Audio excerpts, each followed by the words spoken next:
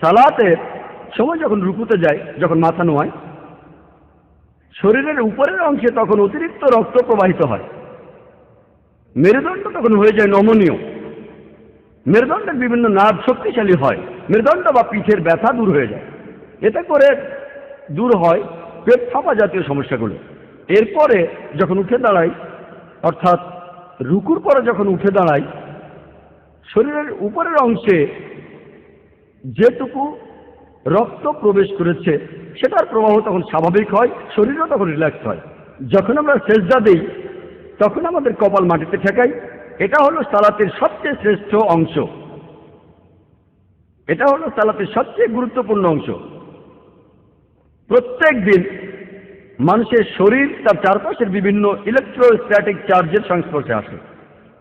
এই চার্জ তারপরে গিয়ে পৌঁছায় মানুষের নার্ভাস সিস্টেমে, আর সেখানেই জমা হয়ে থাকে। এই অতিরিক্ত ইলেকট্রোস্ট্যাটিক চার্জ শরীর থেকে বের করে দেওয়া প্রয়োজন। তা না হলে আপনার মাথা ব্যথা করবে, পিঠে ব্যথা করবে, মাংসপেশিতে টান পড়বে। এইসব সমস্যাতে রেহাই পেতে আমরা ট্রাঙ্কুলাইজার আর বিভিন্ন প্রকারের ওষুধ নিই। এই অতিরিক্ত ইলেকট্রোস্ট্যাটিক চার্জ আমাদের শরীর থেকে বের করে দিতে হবে।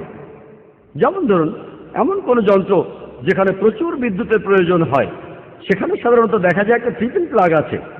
তৃতীয় পিন আর তৃতীয় তারটা মাটিতে চলে যায়, আর্থিং করা হয়। একইভাবে আমরা যখন সিজদায় যাই, আমাদের কপাল মাটিতে ঠেকাই। শরীরের সবচেয়ে শ্রেষ্ঠ অংশ হলো ব্রেন, আর ব্রেনের শ্রেষ্ঠ অংশ হলো ফ্রন্টাল লোব, সেটা মাটিতে ঠেকানো হয়। এ সময় অতিরিক্ত ইলেকট্রোস্ট্যাটিক চার্জগুলো মাটিতে চলে যায়। তার মানে এই নয় যে সে সময় কপালের নিচে হাত রাখলে আপনি ইলেকট্রিক শক খাবেন। সিজদার সময় আমরা ফ্রন্টাল লোব মাটিতে ঠেকাই। ব্রেনের যে অংশটা চিন্তা করে সেটা মাথার উপরে থাকে না, সেটা থাকে ফ্রন্টাল লোবে। সেজন্যই আমরা সালাতের মধ্যে সিজদা করি। যখন আমরা সিজদায় যাই তখন আমাদের ব্রেনে অতিরিক্ত রক্ত প্রবাহিত হয়। এটা আমাদের ব্রেনের ক্ষমতা বৃদ্ধি পায়। যখন সিজদা করি তখন আমাদের মুখের চামড়ায় ও ঘাড়ে অতিরিক্ত রক্ত প্রবাহিত হয়। এতে আমাদের মুখমণ্ডলে রক্ত প্রবাহের মাত্রা বেড়ে যায়। এটা শীতকালে আমাদের জন্য খুবই উপকারী। বিভিন্ন অসুখ থেকে বাঁচতে পারি, যেমন ফাইব্রোসাইটিস ও চিলব্লেন। যখন সিজদা করি তখন প্যারানাইটাল সাইনাসের ড্রেনেজ তৈরি হয়। এতে করে সাইনোসাইটিসের সম্ভাবনা কমে যায়, যেটা হলো সাইনাসের প্রদাহ।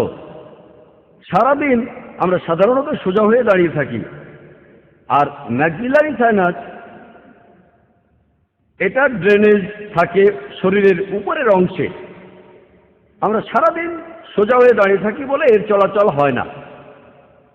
সেজন্য যখন সিজদায় যায় ব্যাপারটা অনেকটা এমন যে একটা ভরা পাত্র উল্টে দিলাম।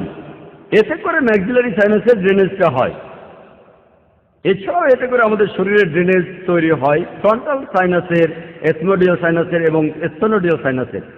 এতে করে সাইনোসাইটিস হওয়ার সম্ভাবনা কমে যায়। অথবা সাইনোসাইটিস যদি থেকেও থাকে, এটা তার প্রাকৃতিক চিকিৎসা। এছাড়াও সিজদা তাদের জন্য প্রাকৃতিক চিকিৎসা। যেসব মানুষ ব্রঙ্কাইটিস রোগে ভুগে থাকেন, এতে করে ব্রঙ্কিল ট্রি দিয়ে রস মিশ্রিত হতে পারে। সিজদার কারণে ব্রঙ্কিল ট্রিতে রস জমা হয়ে থাকতে পারে না। এতে করে বিভিন্ন পালমোনারি অসুখের চিকিৎসা করা যায়, যেখানে আমাদের শরীরে রস জমা হয়। আমাদের শরীরে রস ছাড়াও ধুলাবালি আর রোগ জীবাণু জমা হতে পারে। সিজদার মাধ্যমে এইসব অসুখেই উপকার পাওয়া যায়। আমরা যখন নিঃশ্বাস নেই তখন আমাদের ফুসফুসের মাত্র 2/3 ব্যবহার করে থাকি, আর বাকি 1/3 ফুসফুসের সেখানে বাতাস থেকে যায়। মাত্র 2/3 তাজা বাতাস আমাদের ফুসফুসে ঢোকে আর বের হয়ে যায়, ঢোকে আর বের হয়। বাকি 1/3 বাতাসকে বলে রেসিডুয়াল এয়ার। আমরা যখন সেজদা করি তখন আমাদের তলপেট চাপ দেয় আমাদের ডায়াফ্রামে, আর এই ডায়াফ্রাম চাপ দেয় আমাদের ফুসফুসের নিচের অংশে, আর এতে ফুসফুসের সেই রেসিডুয়াল এয়ার বের হয়ে যায়। তাহলে এই বাতাস বের হয়ে গেলে আরো তাজা বাতাস ফুসফুসে ঢোকে, এতে করে আমাদের ফুসফুস স্বাস্থ্যবান হয়। যখন সিজদা করি তখন যেহেতু অভিকর্ষ বল কমে যায়, তলপেটের অঙ্গ প্রত্যঙ্গে রক্ত চলাচল বৃদ্ধি পায়। তলপেটের বিভিন্ন অঙ্গ প্রত্যঙ্গে ধমনির ভেতরে রক্ত চলাচল সেটা বেড়ে যায়। সিজদা এবং রুকু এগুলোর মাধ্যমে হার্নিয়া, ফিমোরাল ইত্যাদি অসুখের নিরাময় হয়ে থাকে। এছাড়াও সিজদায় অনেক রোগের নিরাময় হয়, তার মধ্যে একটা অসুখ হলো হেমোরয়েড, যেটাকে সাধারণ মানুষ বলে থাকে পাইল। এছাড়া সিজদার মাধ্যমে জরায়ুর স্থানচ্যুতিকে রোধ করা যায়। যখন সিজদা করি তখন আমাদের শরীরের ভর থাকে হাঁটুর উপরে, আমাদের পা থাকে নমনীয়। এছাড়া আমাদের পায়ের সোলিয়াস ও গ্যাস্ট্রোনেমিয়াস মাসল, এই মাসলগুলোকে বলা হয় পেরিফেরাল হার্ট, কারণ এই মাসলগুলোতে অনেক ধমনী আছে, আর এই ধমনীগুলো দিয়ে শরীরের নিচের অংশে রক্ত প্রবাহিত হয়ে থাকে। এতে করে শরীরের নিচের অংশ রিল্যাক্স হয়। যখন সিজদায় যায় আমাদের হাঁটু তখন মাটি স্পর্শ করে, হাত এবং কপালও মাটি স্পর্শ করে। এই পদ্ধতিতে সার্ভাইকাল স্পাইনের বিভিন্ন অসুখের নিরাময় হয়, কারণ এই সিজদার মাধ্যমে ইন্টারভার্টিব্রাল জয়েন্টের উপকার হয়। সিজদার মাধ্যমে বিভিন্ন হৃদরোগের উপকার পাওয়া যায়। যখন আমরা সিজদা থেকে উঠি আমরা হাঁটু গেড়ে বসি, শরীরের উপরের অংশে যে রক্ত চলে গিয়েছিল সেটা স্বাভাবিক হয় আর শরীরও রিল্যাক্স হয়। তখন আমাদের উরু আর পিঠের ধমনের মাধ্যমে অতিরিক্ত রক্ত প্রবাহিত হয়, পিঠের মাংসপেশি রিল্যাক্স হয়। সিজদার মাধ্যমে আমরা উপকার পাবো কোষ্ঠকাঠিন্য আর বদহজমে। এতে করে যারা ভুগছেন পেপটিক আলসারে বা পাকস্থলীর অন্য রোগে, তারাও উপকার পাবেন। যখন আমরা বসা থেকে উঠে দাঁড়াই, যখন আমরা সিজদা থেকে উঠে দাঁড়াই আমাদের শরীরের ভর থাকে তখন আমাদের পায়ের বলের উপরে। এতে করে আমাদের পিঠের মাসল, উরুর মাসল, হাঁটুর মাসল আর পায়ের মাসল শক্ত হয়। যখন আমরা সালাত আদায় করি তখন আমরা শারীরিকভাবে উপকৃত হই। তবে মুসলিমরা শুধু শারীরিক উপকারিতার জন্য সালাত আদায় করে থাকি না, এটা হলো বাড়তি উপকার। আমরা সালাত আদায় করি আল্লাহ তাআলার প্রশংসা করার জন্য, তাকে ধন্যবাদ দিতে। আমরা সালাত আদায় করি নির্দেশনার জন্য, ন্যায় নিষ্ঠার পথে প্রজ্ঞান হওয়ার জন্য। সালাতের এইসব বাড়তি উপকারিতা এমন লোককে আকৃষ্ট করবে যা বিশ্বাস কম, অথবা আকৃষ্ট করবে একজন অমুসলিমকে। কিন্তু মুসলিমরা আমাদের প্রধান কাজ হলো আল্লাহ তাআলাকে সন্তুষ্ট করা, কারণ এটাই আল্লাহ সুবহানাহু ওয়া তাআলার নির্দেশ, এটাই আমাদের বিরিয়ানি। কিছু মানুষ আছে যারা হয়তো বলবে যে আমরা কিছু মুসলিমকে দেখি যারা প্রত্যেকদিন 5 ওয়াক্ত নামাজ পড়ে, কিন্তু তারপরও তারা ঠকায়, তারা সৎ না, তারা ন্যায়পরায়ণ লোক না।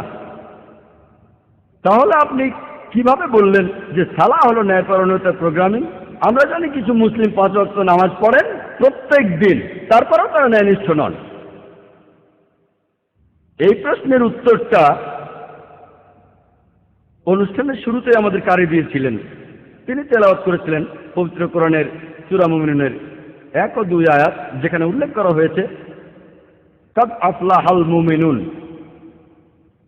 আল্লাযীনা হুম ফি সালাতিহিম খাশিউন।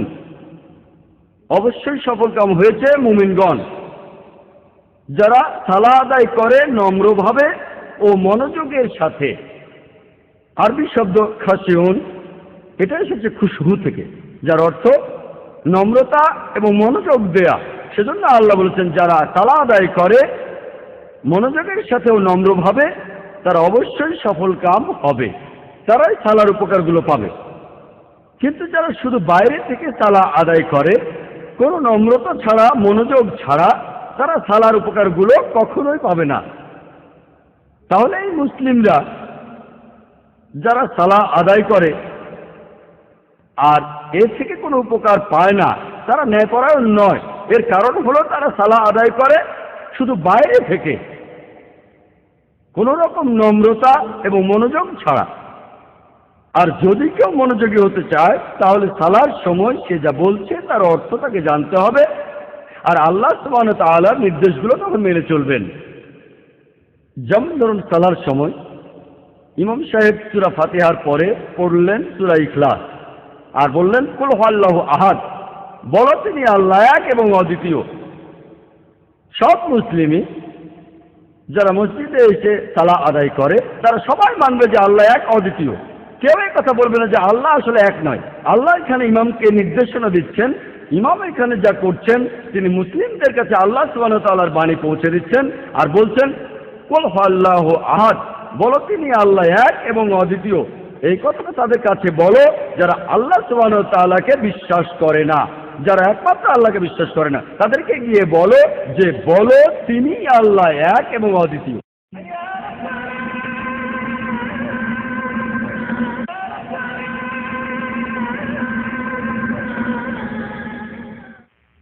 অনেক মুসলিম নামাজ পড়ে, কিন্তু যখনই তারা তাদের নামাজ শেষ করে তারা নামাজের সময় যে কথাগুলো বলেছিল তার কোনো প্রভাব তাদের উপর থাকে না। আর এটার প্রধান কারণ হলো তারা সেই কথাগুলো বুঝতে পারেনি। আপনি যদি সেগুলো বুঝতেই না পারেন তাহলে প্রয়োগ করবেন কিভাবে? আপনাকে আল্লাহ সুবহানাহু ওয়া তাআলার নির্দেশগুলো মেনে চলতে হবে যদি সালাতের উপকারিতাগুলো পেতে চান। যেমন ধরুন আপনার একজন ভৃত্য আছে, সে খুবই সময়নিষ্ঠ, সে প্রত্যেক দিন ঠিক সময়ে কাজে আসে, তারপর সে অফিসে এসে শুধু আপনার প্রশংসা করে। কিন্তু তাকে যদি কোনো কাজ করতে বলেন অথবা যদি তাকে এক গ্লাস পানিও আনতে বলেন, সে শুধু আপনার প্রশংসাই করে কিন্তু পানির গ্লাসটা আর আনে না। আপনি বেল বাজালেন আর আপনার ভৃত্য একেবারে দৌড়ে চলে আসলো। বলুন প্রভু, আপনি তাকে বললেন এটা খুবই গুরুত্বপূর্ণ একটা চিঠি, এটা আমার ক্লায়েন্টের কাছে পৌঁছে দাও, খুবই জরুরি। ভৃত্যটা অফিসে বসে থাকলো আর বলে যেতে লাগলো আমি আমার প্রভুর অনুগত, আমার প্রভু মহান। আপনি কি করবেন? তাকে কি প্রমোশন দেবেন? তাকে কি বোনাস দেবেন? তাকে অফিস থেকে বের করে দেবেন? একইভাবে এটা আমাদের কর্তব্য যে আল্লাহ সুবহানাহু ওয়া তাআলার ভৃত্য হিসেবে আমরা মানুষরা আমরা আল্লাহ সুবহানাহু ওয়া তাআলার নির্দেশগুলো মেনে চলব। শুধুমাত্র আল্লাহর প্রশংসা করা সেটাই যথেষ্ট নয়। যেমন ধরুন অসুস্থ লোক একজন ডাক্তারের কাছে গেল আর ডাক্তার তাকে একটা প্রেসক্রিপশন লিখে দিল। ডাক্তার সেখানে লিখলো যে আপনি প্রত্যেক দিন 3 বার করে এই ঔষধগুলো খাবেন। সেই রোগী প্রেসক্রিপশনটা নিয়ে গেল আর প্রত্যেক দিন অত্যন্ত নিষ্ঠার সাথে সে প্রত্যেক দিন 3 বার প্রেসক্রিপশনটা পড়ে নিল, কিন্তু প্রেসক্রিপশনের নির্দেশগুলোকে কাজে পরিণত করলো না, সে ঔষধগুলো খেলো না।